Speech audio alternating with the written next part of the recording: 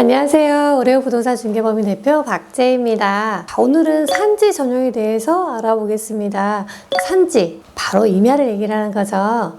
그러면 산지는 보존산지와 준보존산지로 나눠집니다. 근데 각각 법이 적용되는 게 달라요. 보존산지는 정말 말 그대로 보존을 해야 되는 겁니다. 그래서 산지법을 적용을 하고 있고, 준보존산지는 국계법이라고 해서 국토의 계획 및 이용에 관한 법률이 지정된 곳입니다.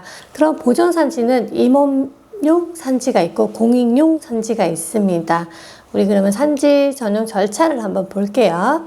일단 산지 전용 허가 신청서를 접수를 하면 현지 조사 확인이 나옵니다. 공무원이. 그 다음에 대체 살림 자원 조성비 및 추가 복구 비용 산정을 합니다. 돈 계산을 한다는 거죠. 그 다음에 대체 살림 자원 조성비 납부 고지를 합니다. 언제까지 이 돈을 내세요 라고.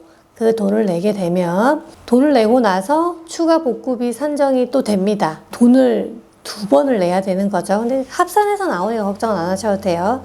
그리고 나서는 대체 살림 자원 조성비를 납부를 합니다. 총 금액을 납부를 하고, 그리고 나서 추가 복구비를 내가 보증금식으로 예치를 해놔야 돼요. 왜? 이 사람이 혹시라도 약속대로 안 할 경우 이 돈을 사용하기 때문입니다. 그래서 예치금이 들어간다라는 거. 그리고 나서 허가증 작성 후 허가증이 발급이 됩니다. 자, 근데 이 기간이 얼마나 걸릴까요? 지금 기간이 얼마 걸린다라고 없죠. 그거는 5일이다, 10일이다 말을 할 수가 없는 거예요. 한 달이 걸릴 수도 있고, 2달이 걸릴 수도 있고, 1년이 걸릴 수도 있습니다. 그렇기 때문에 산지를 내가 전용을 하기 위해서는 굉장히 꼼꼼하셔야 된다는 겁니다. 자, 그러면 대체 살림 자원 조성비, 일명 돈 계산을 어떻게 하느냐?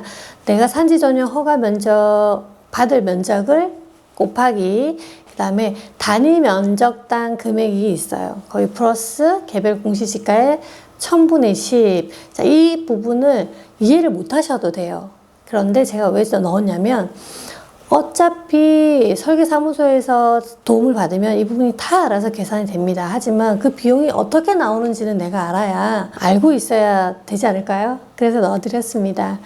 자, 대체 살림 자원 조성비 부과 기준이 있어요. 준보존산지일 경우는 제곱미터당 6,790원, 보존산지는 제곱미터당 8,820원. 그러면 보존산지가 훨씬 비싸다라는 의미는 훨씬 허가가 나오기가 어렵다라는 의미도 돼요. 그다음에 산지 전용 또는 일시 사용 제한 지역이 있어요. 그럴 경우는 더더욱 제일 높죠. 13,580원입니다. 그래서 그런 부분들을 확인을 할 수 있다라는 거. 그러면 허가 서류에는 어떤 게 들어가냐면 첫 번째 사업 계획서. 그 다음에 산지 전용을 하려는 그 산지 소유권을 가지고 있는지, 소유자인지, 그 다음에 그 소유자이거나 사용 수익을 할 수 있는 증명 서류가 있는지, 그러니까 소유권이 있는지, 그 땅을 이용할 수 있는 이용권이 있는지 증명 서류를 가져와야 된다는 겁니다. 그 다음에 축척 25,000분의 1 이상의 지적이 표시된 지형도 한부가 필요하고 실책도도 필요하고, 자, 이 부분은 측량업자, 그다음에 설계업자 다 그분들이 다 하십니다.